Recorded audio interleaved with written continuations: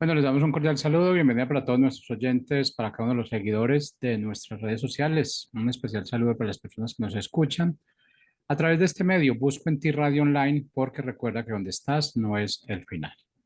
Continuando con nuestra programación para este día, contamos con la presencia de Juan Carlos Polanco en su segmento Gobierno Civil Bíblico. Así que Juan Carlos, bienvenido, ¿cómo estás? Hola, hola, ¿cómo estás, Jorge? Bendiciones.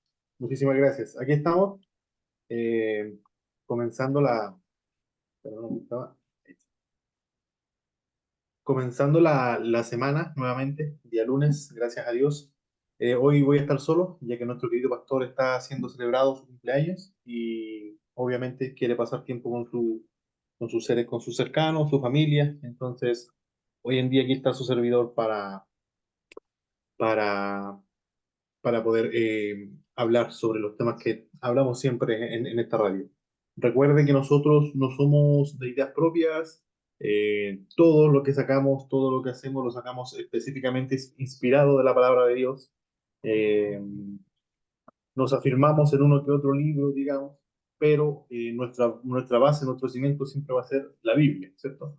Entonces, las personas que han estado escuchándonos desde el principio y aún así siguen, porque para la mayoría de la sociedad lo que nosotros hablamos es locura, no tiene sentido, entonces muchas veces se van o se quedan. Entonces, aquel que nos está escuchando desde el principio, le damos las gracias, de verdad, por la fidelidad que ha tenido con nosotros.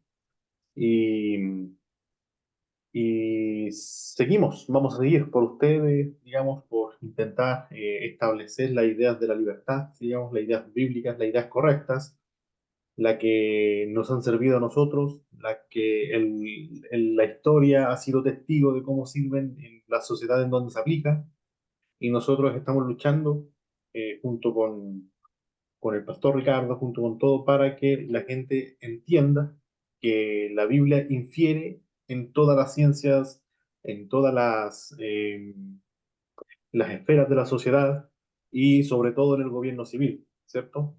Eh, Dios tiene un plan para el gobierno civil, su plan está escrito en la Biblia, en la manera en la que se debe manejar el gobierno, quiénes deben manejarlo, hasta dónde llega su límite, hasta dónde llegan sus virtudes, hasta dónde llega la jurisdicción que tienen, que el poder debe estar separado, sí, completamente. Entonces, vamos a seguir. Bueno, el tema de hoy, ya para concluir con lo que estuvimos hablando con la semana pasada, sobre el rol del gobierno, qué pasa cuando el gobierno no hace lo que quiere, no hace lo que debe cumplir, digamos, y hace lo que quiere, todo dependiendo de un grupo de personas, de un grupo élite, digamos, que esté posicionado en el poder, el político de turno, que tenga diferentes puntos de vista políticos, ya sea izquierda o derecha, hace y deshace como quieren, pero no cumplen el rol que deben cumplir en sí, ¿cierto? Que es proteger a la persona que hace el bien y castigar a aquel que hace el mal, ¿cierto? Entonces, hay un factor común, hay un común denominador, podríamos decirlo, que es que está en los países. Si me permiten compartir pantalla, aquí está. Si se fijan bien, yo puse aquí como título: Gobiernos corruptos no combaten la criminalidad. Ese es el factor, el factor en común, digamos, el común denominador que tienen las naciones más violentas. Ahora vamos a ver cuáles son los índices, y hay una gran relación entre los países más violentos y los países más corruptos en sí. Estoy hablando de países corruptos a tal punto de que el policía, por dejarte entrar a alguna parte, te cobra un soborno. Por no sacarte multa, te cobra otro soborno, o si no, ocupa su autoridad para hacerte el mayor daño posible. Aquellos que están, los jueces corruptos, políticos corruptos, o sea, estamos hablando cuando ya el sistema se vuelve corrupto.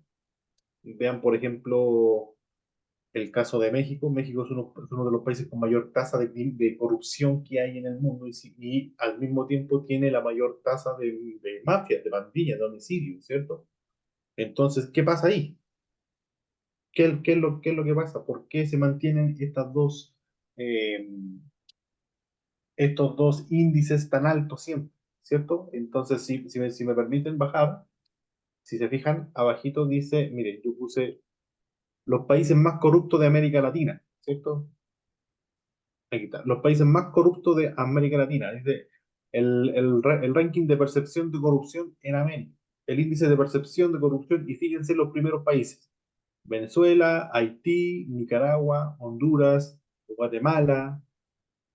Eh, Hay algo que tienen en común estos países, y es que aparte de que sus líderes son todos de izquierda, eh, también comparten esto, los países más violentos de América Latina. Fíjense que tres, tres de los cinco países aparecen aquí: Guatemala, Honduras y Venezuela.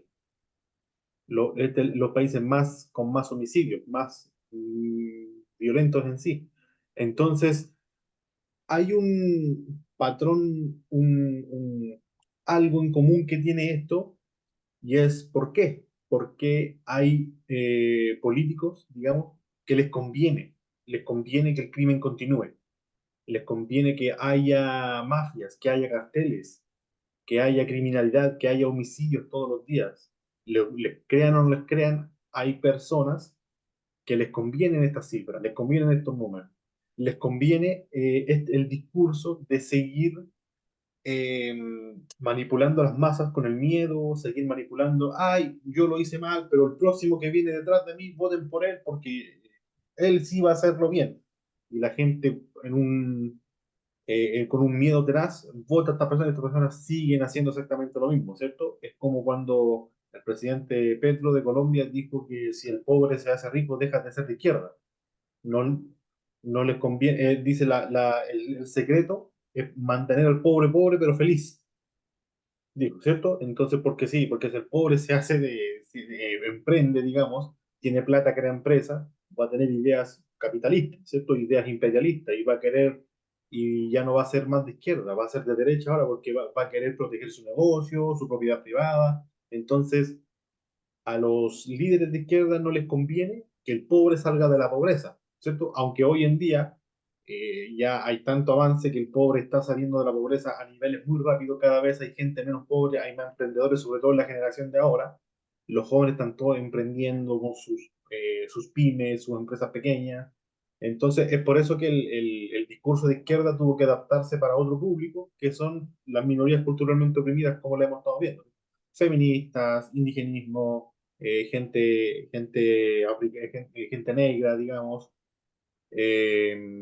lo LGTB, todo ese tipo de grupo culturalmente oprimido están llevando la bandera del obrero. El obrero ya no sirve para la lucha revolucionaria, porque el obrero en América Latina ya no quiere cambiar el mundo, sino quiere cambiar de auto, quiere cambiar de casa, quiere cambiar de televisión, de celular todos los meses, todos los años.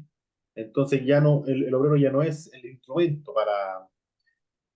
para este tipo de lucha, ¿cierto? Entonces la bandera se fue para los grupos culturalmente oprimidos, digamos.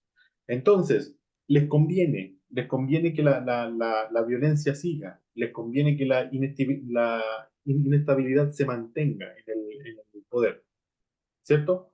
También hay otro factor en común, aparte de estos dos índices que yo estoy mostrando, que no lo puse, y es que junto con los países más corruptos, junto con los países más violentos, también aquí hay varios que se repiten acá, que son los países cuyos líderes tienen más plata. Los líderes más ricos son los de los países más corruptos y más violentos. El caso de Maduro, el caso de Ortega, gente que hace gárgaras, digamos, con la lucha del pueblo, la revolucionaria. Ahí tenemos, por ejemplo, antes que Maduro estaba Chávez, y Chávez como decía en su discurso que ser rico es malo, mientras su hija estaba de compras en Manhattan, gastándose la plata del pueblo. En Estados Unidos, en la cuna, en la meca del imperialismo, estaba su hija ahí disfrutando de la plata del pueblo, y como su padre en Venezuela decía que ser rico era malo, y después cambió el discurso: no, ser rico es malo, pero ser burgués es burgués, ¿cierto? O sea, ya cambió completamente el discurso. ¿Por qué? porque el líder revolucionario entra pobre y sale multimillonario del poder. Son gente que sale con mucha plata, hacen mucho, mucho negocio, ¿cierto? Aquellos que lo rodean, sus líderes, vean a Maduro, vean a Diosdado Cabello, vean a Ortega, vean a la señora que está al lado de él, a su esposa, cómo este tipo de personas se están llenando de plata, sus familiares, sus hijos, miran a los Castro, a los hijos de Castro, cómo están ahora en yates en Miami, disfrutando del capitalismo mientras sus padres, mientras los cubanos promedio gana cuánto, 5 o 6 dólares al mes, comiendo carne una vez cada, ¿cuánto? Cada 20 días. Entonces es el discurso, hay algo en el discurso que le funciona, ¿cierto? El cuento que digamos que le está funcionando en sí. Entonces, este tipo de gente no va a combatir el crimen por una de dos. O son criminales también, o no, o sea, claro, o son criminales, son cómplices del crimen, o no tienen el poder para combatir el crimen en sí. Y algo que ha dejado demostrado, por ejemplo, en el caso de Colombia durante hace, ¿cuánto? 20 años atrás con Uribe, y ahora en el caso de Petro, o sea, perdón, de Bukele, podríamos decir en El Salvador, es que los estados tienen recursos para combatir el crimen. Pueden, si hacen digamos, si se empeñan, si hay un líder que se empeñe de verdad en combatir el crimen, les puedo asegurar que en 4 o 6 meses tienen controlado todas el terrorismo, las guerrillas, los narcos, tienen controlado todo eso. Pero ¿por qué no lo hacen? ¿Cierto? ¿Por qué no lo hacen? Hay algo muy importante del por qué no lo hacen, sí. Y hay una de las herramientas que usan es el discurso, ¿cierto? Aquí yo puse mientras más elocuente, noble, lleno de poesías, más y bien intencionado sea el discurso del líder, resistan y hagan lo posible para que ese líder, para que no sea el líder de la nación. ¿Por qué? Porque mientras más bien intencionada es su motivación, más distorsionada está la lógica que tiene este líder en sí. Está muy, muy distorsionada, está mal. Él llama a lo bueno malo y a lo malo bueno. Bajo el discurso de los derechos humanos, digamos, defienden a los criminales, a los asesinos, a los terroristas, les dan curules en el gobierno, le dan puestos en el gobierno, le dan pensiones de gracia, en el caso de Chile. El presidente de Chile, Boric, pensionó a supuestos víctimas del estallido social que hubo en el 2019, les dio pensión de gracia y todas estas personas eran criminales. Uno incluso está por abuso infantil, otro está por asesinato, otro está por robo a- agravado, hirió por intento de homicidio. Son personas criminales, personas violentas y les conviene. Hay uno que perdonó, lo sacó, le dio, digamos, la libertad, lo perdonó, y a los meses después lo pillaron que estaba intentando secuestrar a una persona para extorsionar a la familia. O sea, son criminales en sí, pero para ellos, ante los ojos de ellos, son víctimas de la sociedad. Son personas pobrecitos que se vieron obligados a hacer eso porque el sistema en el que viven los obliga a hacer eso. No, mentira. Eso es una completa mentira. Cuando una persona busca trabajar, lo hace de una manera tranquila, callada, ¿no? Y lo hace de manera honrada, ¿cierto? Entonces, el discurso de este tipo de personas ha enamorado, ha enamorado al ciudadano común, a la gente, digamos. Ay, pero miren, este presidente, qué bonito, abrazó a un niño. Ay, que miren, este presidente anda en bicicleta para no contaminar. Ay, qué lindo este presidente no come carne. Ay, qué lindo este presidente, miren, apoya a los LGTB. O sea, mientras más bueno, más bienhechor, digamos, sea el candidato, el líder, huyan, aléjense de él porque es mentira. Él no va a hacer nada de lo que promete, ¿cierto? Ya se ha visto, Petro, se ha visto en el caso de Chile, Boric, se ha visto ahí en Argentina, los Kirchner, cómo dejaron a Argentina vuelta a nada. Y hoy en día Milei, y Milei dice las cosas tal y como es, no hay plata. Dame pensión, no hay plata. Ay, este presidente no quiere darle pensión a la gente.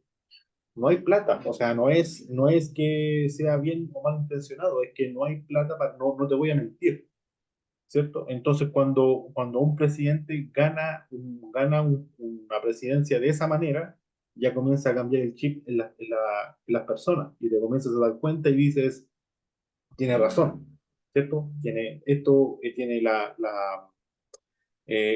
tiene sentido común, digamos. Hay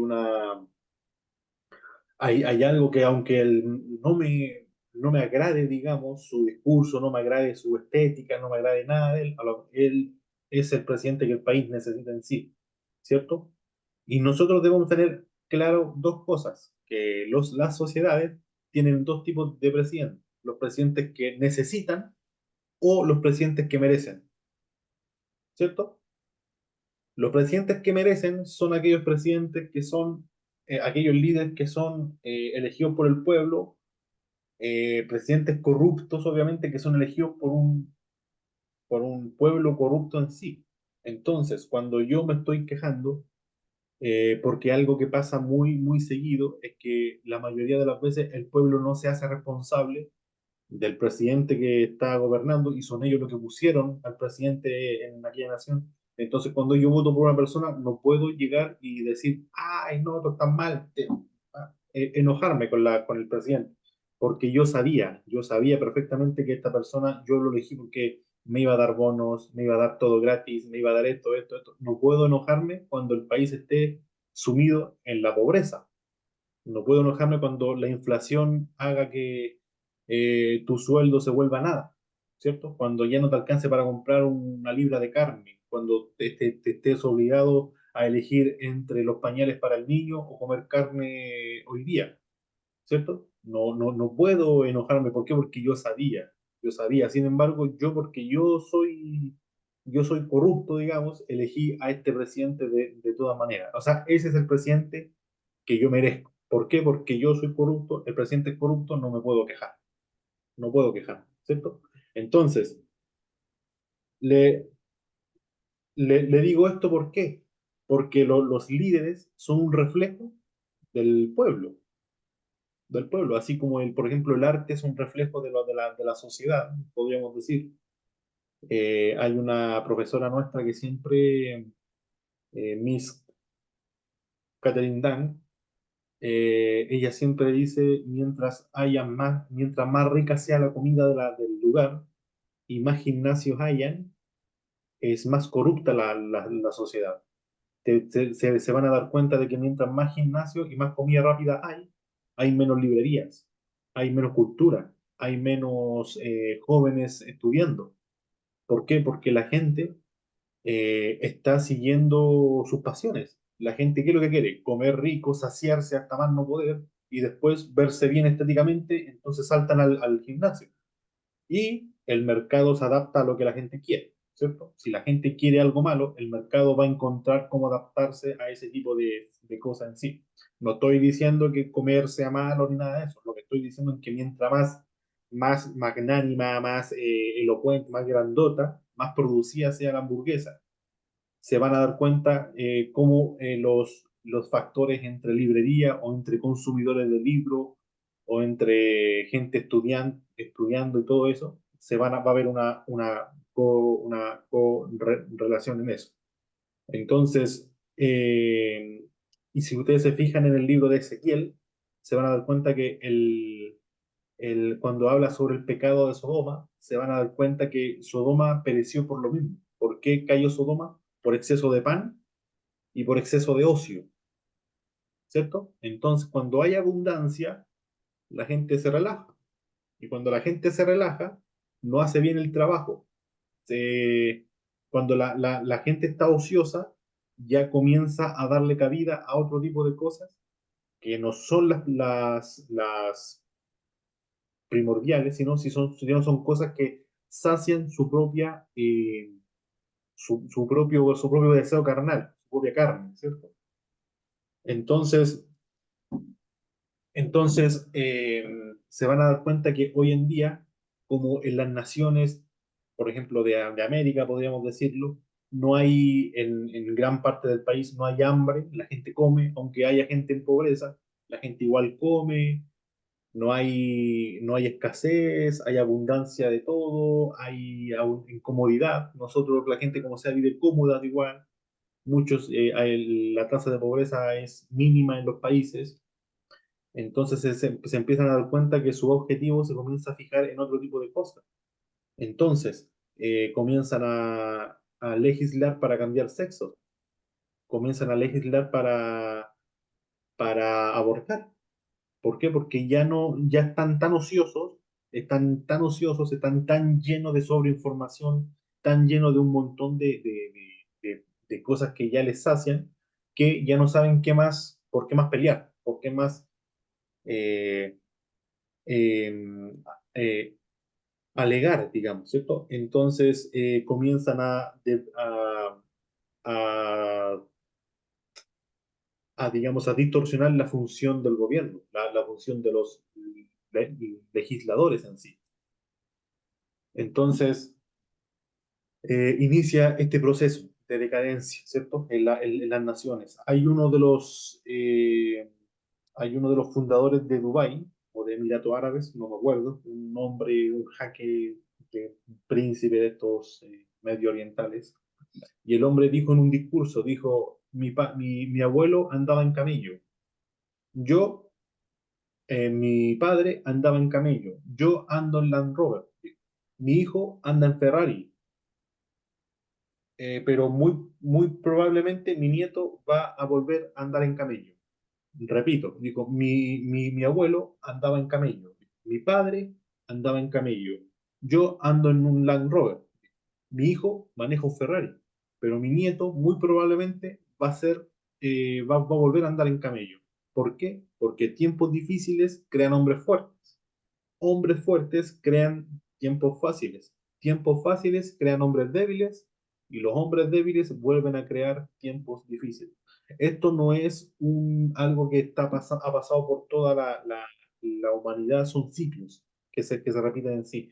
Pasa desde una familia pasando por una empresa, un negocio familiar, lo que sea, ¿cierto? Vemos que el abuelo trabajó duro, fue a lustrar zapatos, de lustrar zapatos a las calles pasó a fabricar sus zapatitos, de fabricar sus zapatos a venderlos, armó una tiendita, de la tienda creció un poco más, pudo tener trabajadores, tuvo un hijo, el hijo le ayudó a hacer crecer la empresa a tal punto que ya es una empresa grande, tienen decenas de trabajadores, nace el nieto y el nieto nace con todo ya establecido a tal punto que no sabe reconocer el esfuerzo, digamos, de lo que ha hecho su abuelo y su padre y desperdicia todo este tipo de beneficios y vuelve y a lo mejor deja en la bancarrota el negocio, porque no tiene la voluntad ni la sabiduría para poder manejar una empresa así, ¿cierto? Lo mismo pasa con los países, con las sociedades, ¿cierto?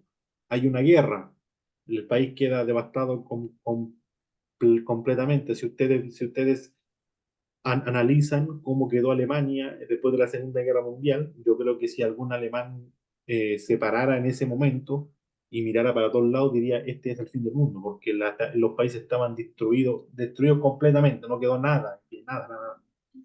Entonces, ¿qué es lo que hicieron los alemanes en sí para poder recuperar rápido el país? Ellos mismos se negaron a un día de salario y ese día de salario se lo regalaban al gobierno y el gobierno ayudó a levantar el país de manera rápida, ¿cierto? ¿Qué tipo de generación era esa? Era una generación fuerte, ¿cierto? Después de la guerra, todos los jóvenes murieron, la mayoría eran niños o eran mujeres o eran ancianos. Los niños comenzaron a crecer, a levantar una generación fuerte, levantaron a la nación en sí, nació otra generación que vio el país próspero ya, y ahora ya al ver todo próspero, volver a ser un país de primer mundo, todo eso, están alegando por cosas que no le benefician ni le perjudican a nadie. Lo único que ganan con este tipo de leyes que se están haciendo en cuanto al aborto, en cuanto al cambio de sexo, en cuanto al matrimonio igualitario, en cuanto a un montón de cosas, son aquellos líderes que, como dije yo en el principio, que se dejaron de lado el discurso del obrero, del revolucionario, y lo tomaron a ellos porque saben que es un mercado nuevo.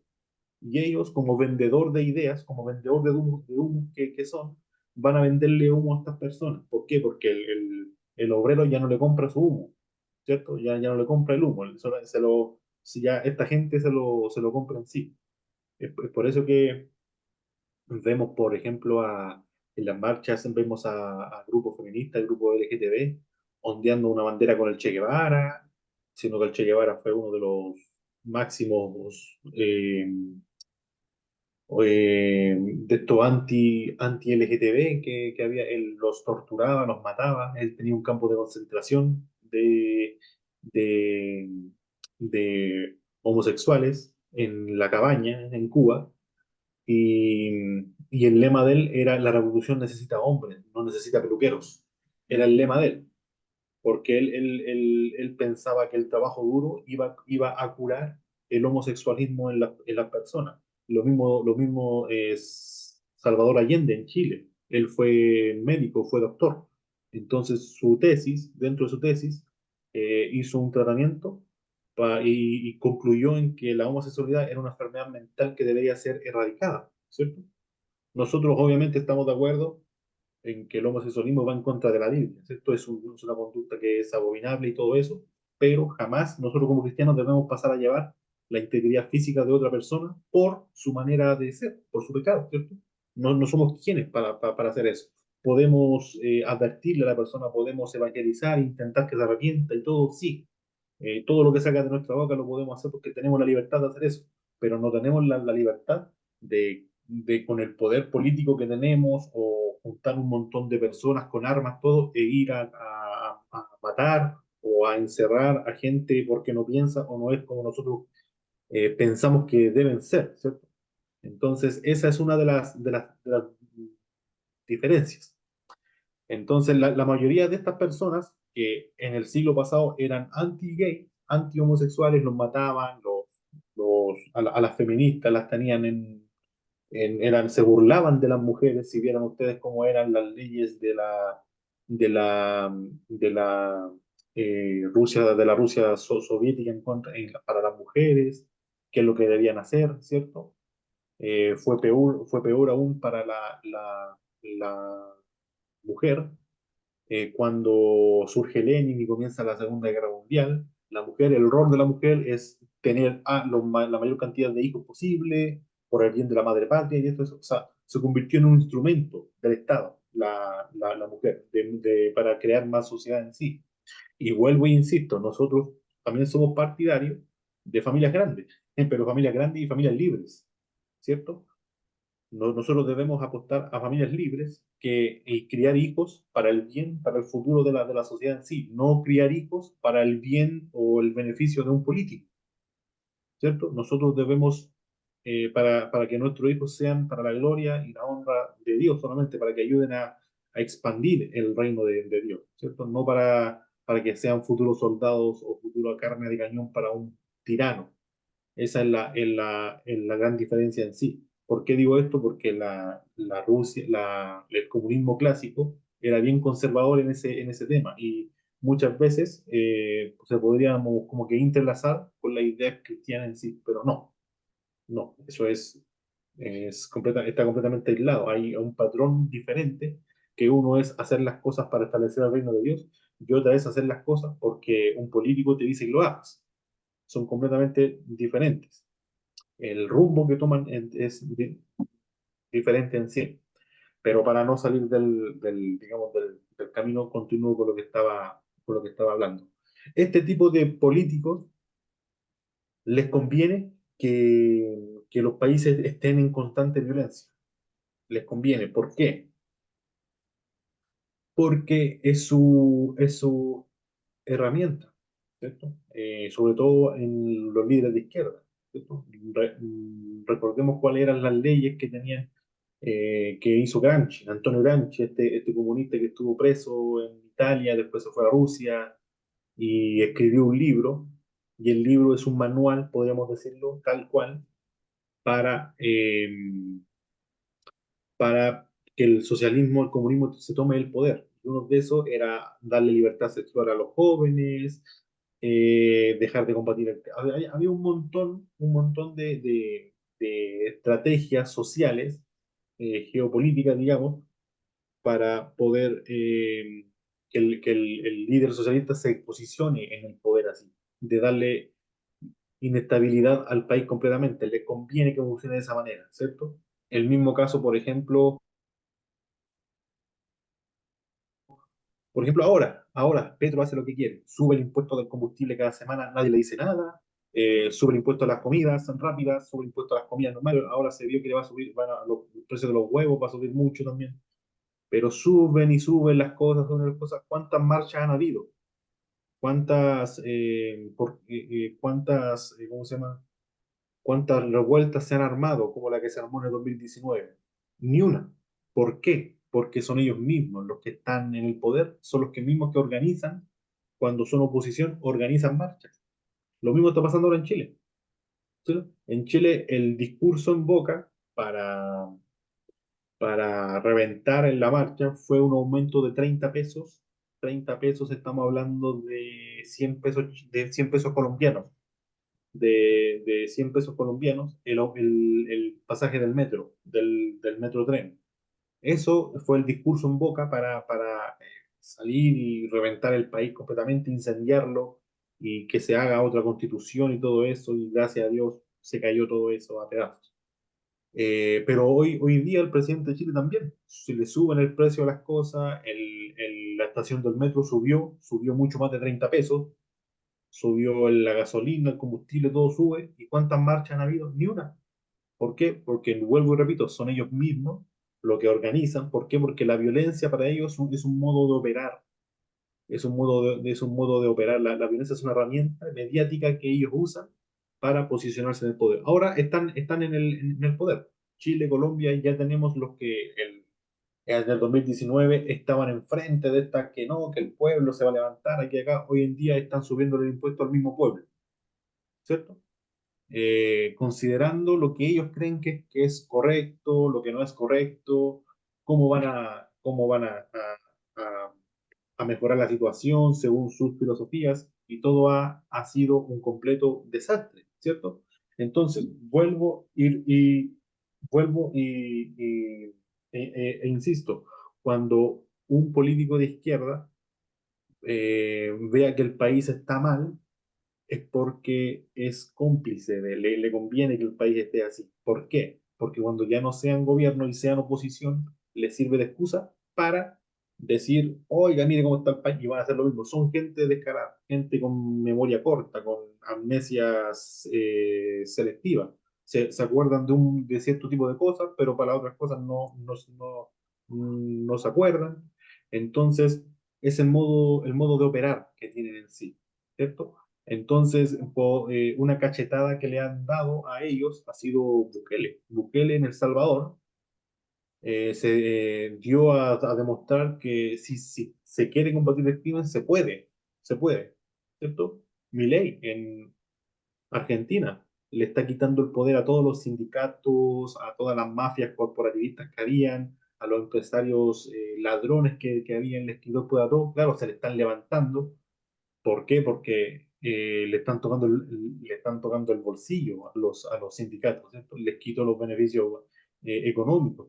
Es por eso que durante los 4 años de Alberto Fernández nunca hubo una marcha, porque Alberto era aliado de ellos. Y aunque haya inflación, haya pobreza, haya violencia, haya todo, mientras estén bien acomodaditos los líderes sindicales y sus secuaces, sus allegados, no hay ni un problema, no van a hacer marchas. Pero ¿qué pasó ahora? Les quitaron el poder a las mafias sindicales.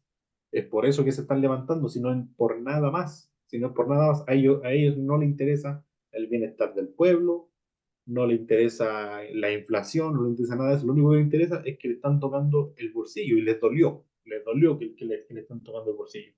Ni un presidente en menos de un mes le habían convocado 3 marchas seguidas, ni uno, no sé, ni un presidente. El otro día estaba viendo el listado de los presidentes argentinos, y uno se demoró 400 días, que Carlos Menem, otro se demoró como 1400 días, otro como 80 y tantos días, la, la, la Cristina Kirchner como 1600 días sin un paro, el Macri como 400 300 no como un año más, como 300 días.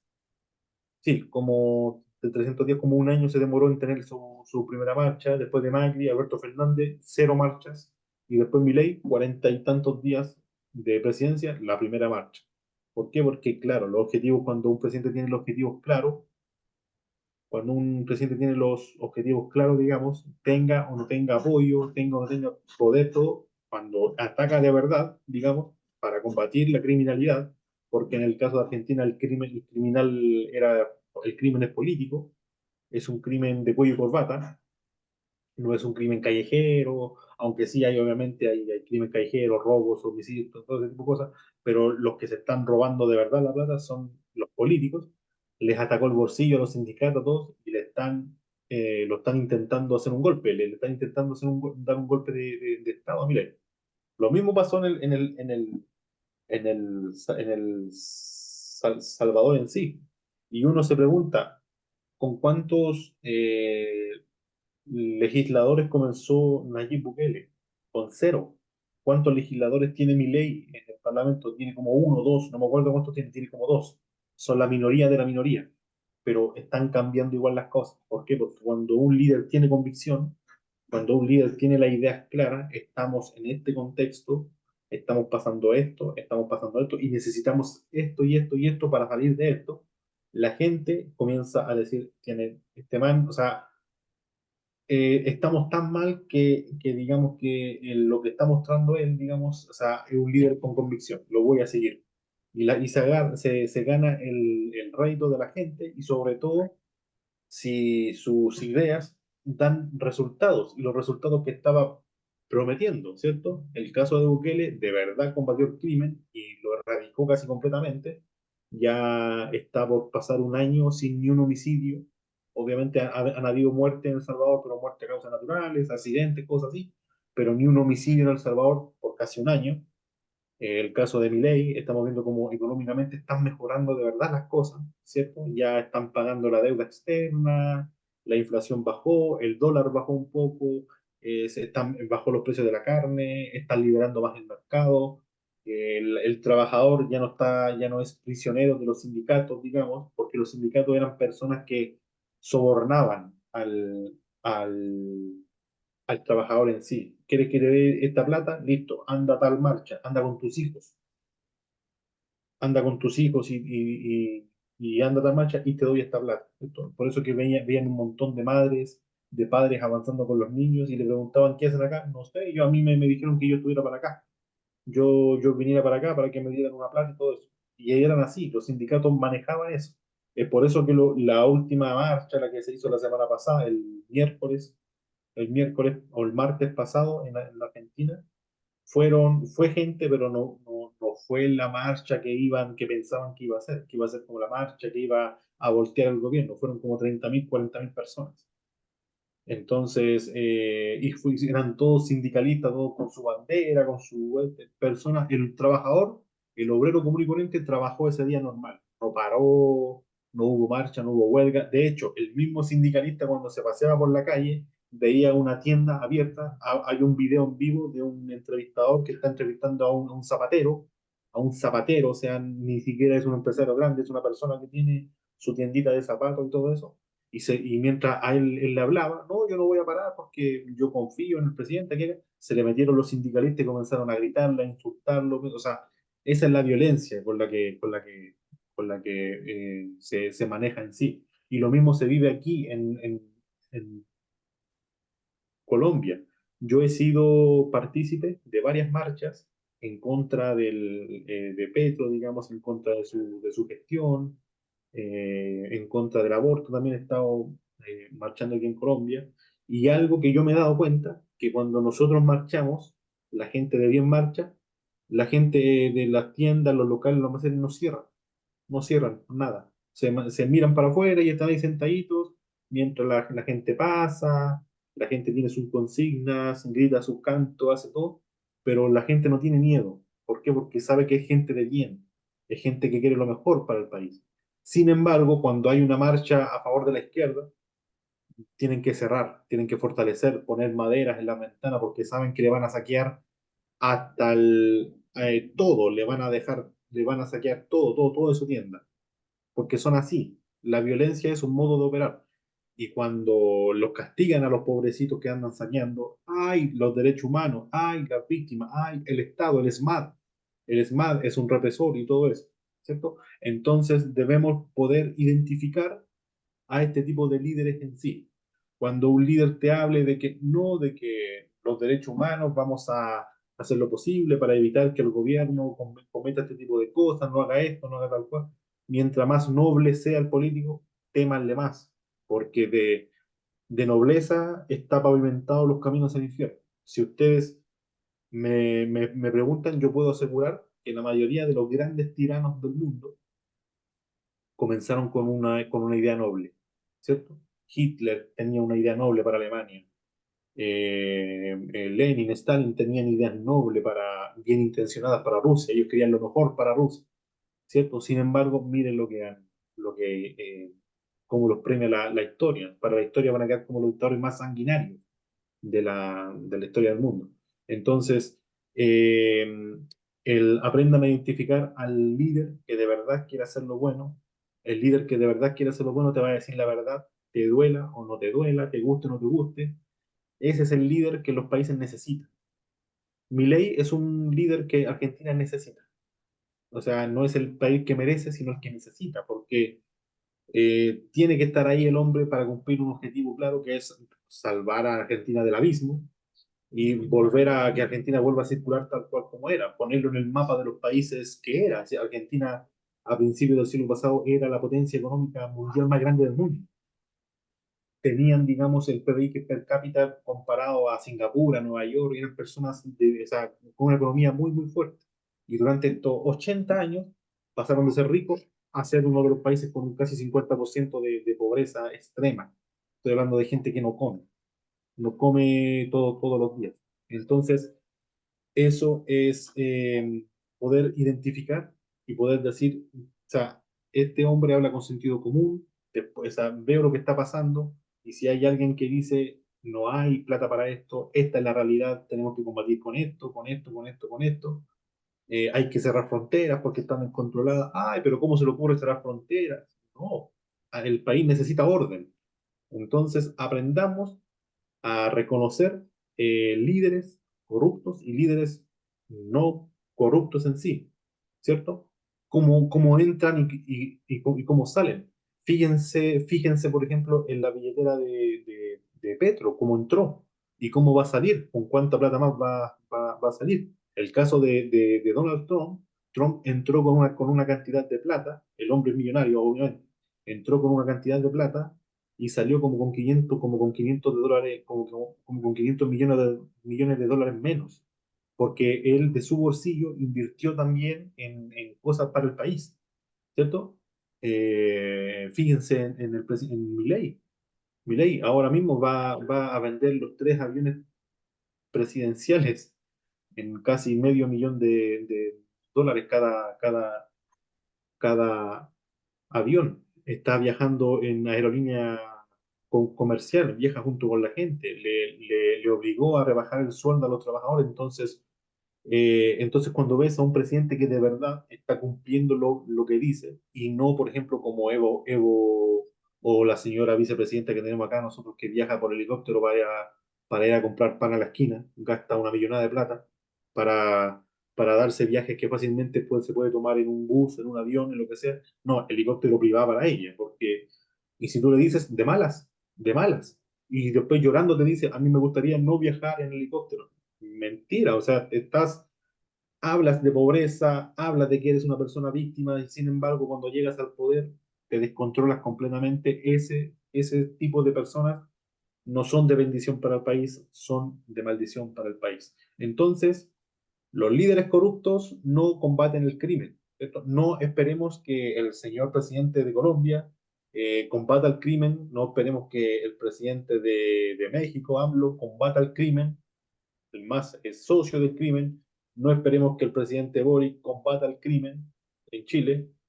No hacen nada para combatir el crimen. Es más, les ponen más limitaciones a la policía, a las fuerzas de orden público para que combatan el crimen. No los dejan defenderse, no los dejan pelear, hacen lo que quieren. Los ladrones, digamos. Entonces, mientras más corrupto, mientras, digamos, más elocuente, más nobleza haya, hay más corrupción y más delincuencia se va a desatar en las naciones. Entonces yo creo que hasta aquí quedamos por el día de hoy. Ya la próxima sesión vamos a comenzar con un nuevo tema y de verdad le damos las gracias por escucharnos, los que están en vivo, los que nos van a escuchar después después por YouTube, por la grabación que quede. Le damos las gracias de verdad por tomarse el tiempo para poder escuchar. Así que le damos las gracias y bendiciones a todos. Que estén bien.